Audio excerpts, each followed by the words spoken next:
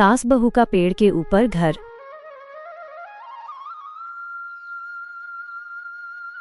अरे योगेश, पूरा परिवार कहाँ चल दिया? योगेश ने कुछ नहीं कहा। किस्मत जब खराब चल रही हो तो क्या ही कर सकते हैं। सोनम, तुम मेरे साथ तो हो ना? हाँ, मैं हमेशा आपके साथ हूँ। हम दोनों सुख दुख के साथी हैं। योगेश का पूरा परिवार रास्ते पर आ गया था। योगेश ने बैंक से लोन लेकर अपनी कंपनी खोली थी। उसमें बहुत घाटा हो गया। उसके कारण उसकी सारी जमा पूंजी और घर बैंक ने नीलाम कर दिया। पापा, हम कहाँ जा रहे हैं और हमारी कार कहाँ है? मेरे पैर दर्द कर रहे हैं। बेटा, हम अपने नए घर जा रहे हैं। ये कैसा दिन देखना पड़ रहा है। हमारे पास खाने के लिए भी पैसे नहीं हैं। सोनम की सास रोहिणी और ससुर जीवन की उम्र ज्यादा हो गई थी। हे भगवान, मैं क्या करूं जिससे सब पहले जैसा हो जाए? मुझे कोई तो रास्ता दिखाओ। योगेश, पर हम जा कहाँ रहे हैं? मेरे पास कोई रास्ता नहीं है। बेटा योगेश, क्यों न हम अपने गांव चलें? वहाँ हमारा पुराना छोटा सा घर था ना, हम वहीं रह लेंगे। आपने तो बहुत अच्छा सोचा है माँ। और कोई रास्ता भी तो नहीं है हमारे पास। चलो चलते हैं। गांव वहां से थोड़ा दूर था। हमें शाम होने से पहले गांव पहुंचना पड़ेगा। जल्दी चलिए। उनके पास बस से गांव तक जाने के लिए भी पैसे नहीं थे।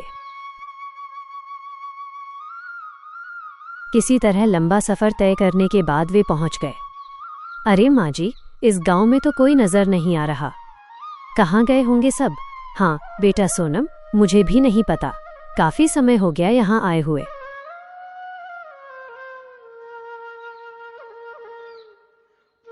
अरे, ये क्या हुआ इस घर को?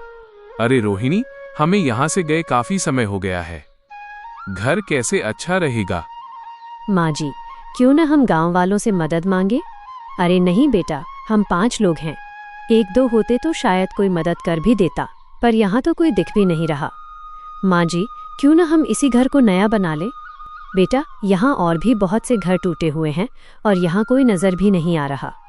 तभी एक आदमी उन्हें देखकर वहां आया। अरे राघव भाई, ये तुम हो क्या? और साथ में भाभी भी हैं। बहुत दिनों बाद दिख रहे हो। जीवन, अरे इस गांव में अब कोई रहता नहीं है क्या? कोई दिखाई नहीं दे रहा। मत पूछो भाइया।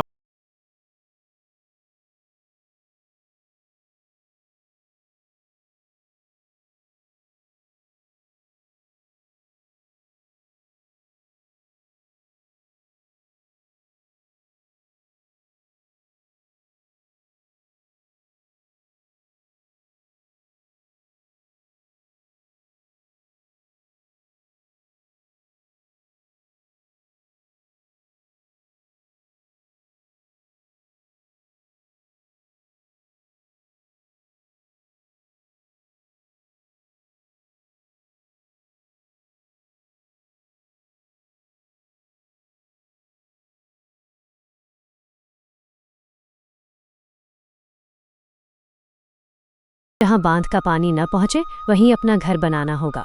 पर हम शहर में भी तो रह सकते हैं। मैं लोगों के ताने नहीं सुन सकती। हमें कुछ दिन अकेले में ही रहना होगा। यही हमारे लिए अच्छा होगा। चलते चलते वे एक ऊंची जगह पर आ गए। माँ जी, ये जगह बहुत अच्छी लग रही है। यहाँ बड़ा पेड़ भी है। अभी तो शाम हो गई है। आज इसी पेड़ के नीचे रात गुजार लेते हैं। माँ, मुझे बहुत भूख लगी है। हाँ मेरी बच्ची, मेरे पास तुम्हारे लिए कुछ है। पूरे शहर में सोनम के हाथ से बने लड्डू प्रसिद्ध थे। ये तुमने अच्छा किया बहू, परी के लिए खाने को लड्डू ले आई। मैं हम सबके लिए भी लाई हूँ। माँ जी, पिताजी, अब ये लड्डू खा लीजिए। खाली पेट सोना अच्छी बात नहीं। हाँ बेटा, भूख तो मुझे भी लगी है। परी बोली, तो फिर आप मेरे बदले का भी लड्डू खा जाओगे? नहीं बेटा, तुम हमारे हिस्से का भी खा लेना। सब पेड़ के नीचे सो गए। रोहिणी को डर था कि कहीं रात में जंगली जानवर ना आ जाएं, इसलिए वो बैठकर पहरा देने लगी। आधी रात को सोनम की आंख खुली। अरे माँ जी, आप सोई नहीं? बेटा सोनम, इन जगहों पर रात में जंगली जानवर घूमते हैं। माँ जी, अब आप सो जाइए, मैं पहरा देती हूँ। थोड़ी देर बाद उसे जंगली जानवरों की आवाज आने लगी। सोनम ने सोचा, माँ जी सच कह रही थीं, यहाँ सच में जंगली जानवर हैं। फिर उसकी नज़र पेड़ पर पड़ी। अरे, ये पेड़ तो बहुत चौड़ा है, क्या हम इस पर घर बना सकते हैं? यही अच्छा होगा। देखते देखते सुबह हो गई। योगेश खाने को कुछ लाने गया। वहां पानी की व्यवस्था तो थी। माँ जी, मेरे दिमाग में कुछ चल रहा है। ये जगह घर बसाने के लिए बहुत अच्छी है। बेटा, दिन में तो ठीक है, पर रात में यहाँ रुकना सुरक्षित नहीं। माँ जी, क्यों न हम इस बड़े पेड़ पर अपना घर बनाएं? ये पेड़ काफी बड़ा है, इस पर घर बन सकता है। योगेश खाने के लिए कंदमूल और फल ले आया। रोहिणी बोली, बेटा योगेश, हमने सोच लिया है कि हम यहीं इस पेड़ पर अपना घर बसाएंगे। पेड़ पर घर कैसे बनेगा माँ? आप लोग मेरे कारण इतनी तकलीफ में हो। अरे नहीं बेटा, ऐसा मत सोचो। पेड़ पर घर अच्छी बात है। सब जंगल से बहुत सारी लकड़ी लाने लगे। बेटा परी, तुम रहने दो, चोट लग जाएगी। नहीं माँ, मुझे भी मदद करने दो। शाम होने से पहले घर पूरी तरह तैयार हो गया। घर पेड़ पर था, इसलिए हवा तूफान से हिल सकता था, इसलिए चारों तरफ से मजबूती से बांध दिया गया था। घर पर चढ़ने के लिए सीढ़ी भी बनाई गई। चलो, अब यहाँ हम आराम से रह सकते हैं। ये कुछ फल बचे हुए हैं, इन्हें खा लो। फल खाकर सब पेड़ पर बने घर में सो गए। हवा के साथ घर हिल रहा था, पर वो झूले जैसा लग रहा था, इससे उन्हें अच्छी नींद आ रही थी। अब सोनम का परिवार जंगली जानवरों से भी सुरक्षित था।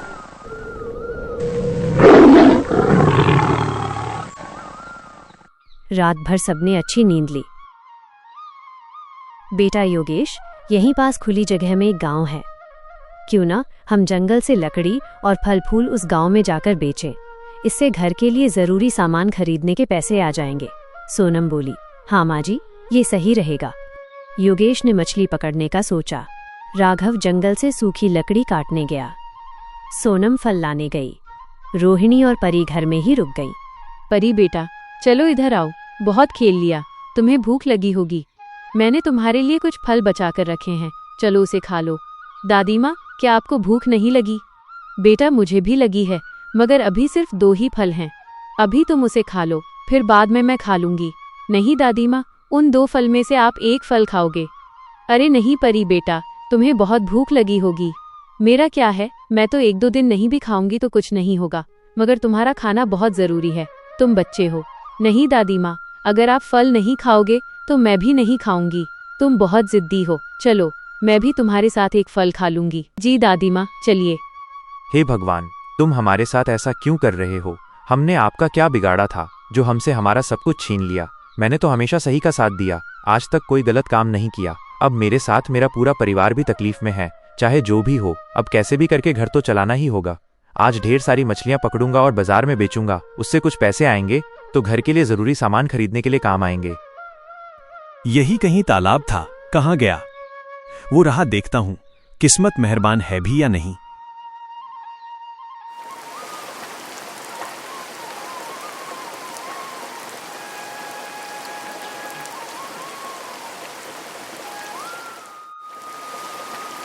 कितनी बड़ी बड़ी मछलियां हैं, लगता है आज किस्मत मेरे साथ है। देखते देखते योगेश की टोकरी भर गई। अरे वाह, इतनी सारी मछलियां! मेरा परिवार ये देखकर बहुत खुश हो जाएगा। इनसे जो पैसे मिलेंगे उनसे घर की सारी ज़रूरत का सामान आ जाएगा। लगता है ऊपर वाला हमारे साथ है। देखना, बहुत जल्द सब कुछ ठीक हो जाएगा। चलो, अब मैं जल्दी घर की ओर चलता हूँ, मुझे बाजार भी जाना है। इधर राघव लकड़ियां इकट्ठी कर रहा था। यही आसपास वो इलाका है जहां मुझे सूखी लकड़ियां मिल सकती हैं। मैंने यहीं से बचपन में बहुत सारी लकड़ियां बाजार ले जाकर बेची थी और घर के लिए भी लकड़ियां ले जाता था। लगता है मैं करीब ही हूं। हाँ, वो रहा वो इलाका जहां मुझे बहुत सारी लकड़ियां मिल जाएंगी।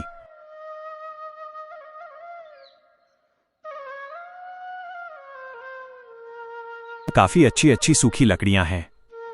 इन्हें बेचने में फायदा ज्यादा होगा क्योंकि ये लकड़ियां ज्यादा देर तक जलेंगी। मैं बारिश के महीनों को छोड़कर सभी महीनों में यहां से लकड़ियां अपने काम में ले सकता हूं।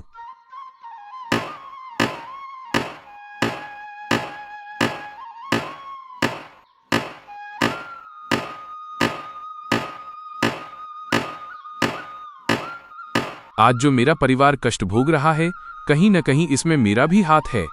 मैंने अपनी सारी जिंदगी कुछ नहीं किया, मुझे कई अवसर मिले थे, पर मैंने कभी नहीं सोचा कि मुझे हर तरह से सक्षम होना चाहिए था। आज जो भी हो रहा है उसके पीछे सारी गलती मेरी है। पर अब इन सब के बारे में सोचकर क्या मिलेगा? उम्मीद है आज सारी लकड़ियां बेचकर कुछ पैसे जमा कर सकूं। राघव भी जंगल से सूखी लकड़ी ले आया।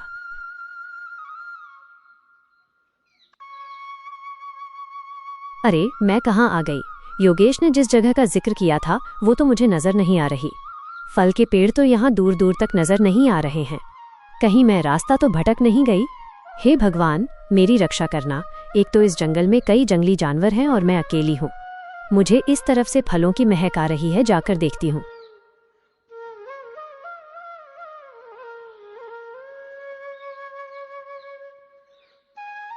आखिरकार तुम मुझे मिल ही गए।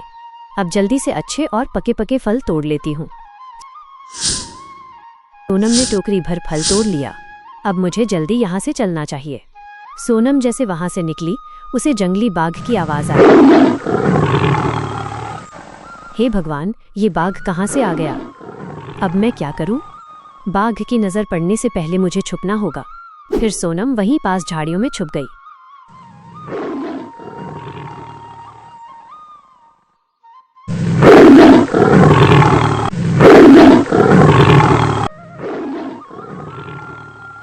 अच्छा हुआ बाघ ने मुझे नहीं देखा। चलो अब यहाँ से भाग जाती हूँ। सब घर पहुँच गए। अरे वाह, कितनी बड़ी मछली है। एक जिंदा मछली खाने के लिए रख दो। बेटा सोनम, गांव के बाजार से कुछ बर्तन और घरेलू सब्जी मसाले ले आना। इतने तो पैसे आ ही जाएंगे। जी माँ जी। सब अपना अपना सामान लेकर गांव की ओर चल दिए।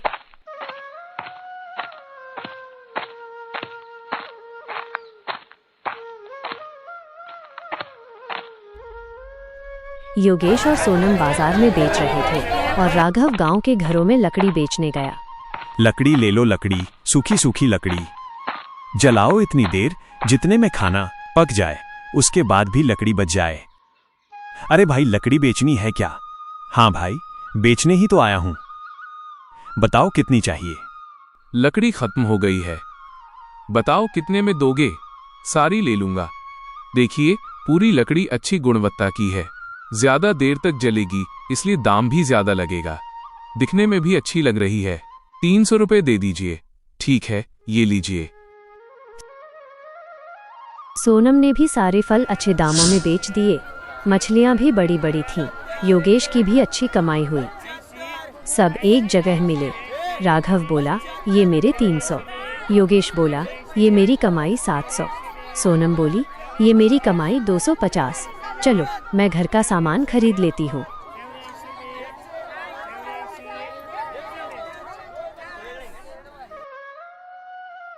जी बोलिए, आपको क्या क्या चाहिए? वैसे तो मेरी दुकान में आपको घर की जरूरत का हर सामान मिल जाएगा, वो भी सबसे सस्ते दाम पर। भैया, मुझे एक सप्ताह का राशन और कुछ बर्तन दे दीजिए।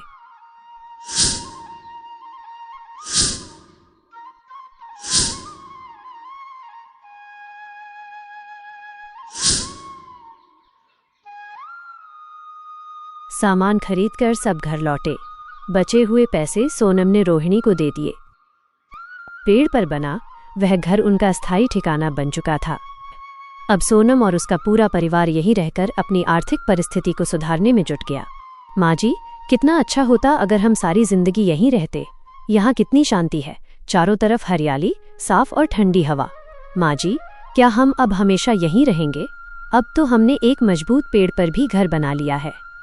अब न जानवरों का डर है और न ही बारिश में बाढ़ की समस्या। सोनम बहू, सब तो ठीक है, पर यहाँ हम तब तक ही रुकेंगे जब तक हमारी आर्थिक स्थिति ठीक नहीं हो जाती। शहर में बिना पैसों के हम एक दिन भी नहीं रह सकते थे, इसीलिए हमें गांव आना पड़ा। अगर हम यहीं रह गए तो परी की पढ़ाई कैसे करवा पाएंगे? उसे अच्छे स्कूल में पढ़ाकर कुछ बड़ा बनाना होगा। यहाँ रहकर हम क्या ही कर पाएंगे? मैंने योगेश को MBA की पढ़ाई करवाई थी। सब सही चल रहा था।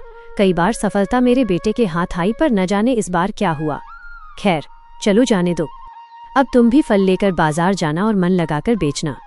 फिर कुछ महीनों तक सभी परिवार वाले कड़ी मेहनत करते हैं।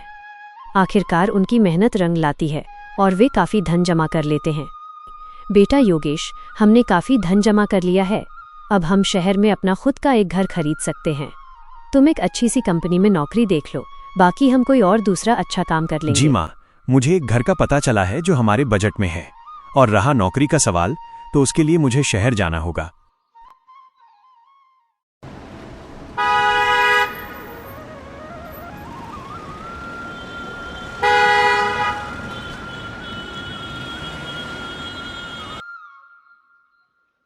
शाम को योगेश शहर से लौटा।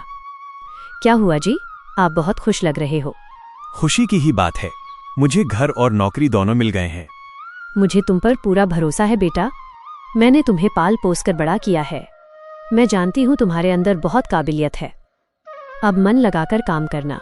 हाँ, आप जो भी सोचते हो सब सही सोचते हो। देखना, अब सब ठीक हो जाएगा। बाप रे, ये घर तो काफी बड़ा है, हमारे पहले वाले घर से, और इसका आंगन भी बहुत बड़ा है। ये घर मेरे दोस्त का है जिसकी कंपनी में अब मैं काम करूंगा। उसी ने मुझे ये घर ऑफर किया है। उसे मेरी काबिलियत पर पूरा भरोसा है। हमने साथ में ही पढ़ाई पूरी की थी और एक ही कंपनी में नौकरी कर रहे थे। अब उसकी खुद की बहुत बड़ी कंपनी है। उसके मैनेजर ने फ्रॉड किया और उसकी कंपनी को बहुत नुकसान हुआ, इसलिए उसने मुझे मैनेजर पोस्ट पे रखा है। इसलिए ये घर उसी ने मुझे दिलवाया है। हमें तुम पर पूरा भरोसा है बेटा। देखना, अब सब ठीक हो जाएगा। ऐसी और कहानी देखने के लिए हमारे चैनल को सब्सक्राइब कर लें।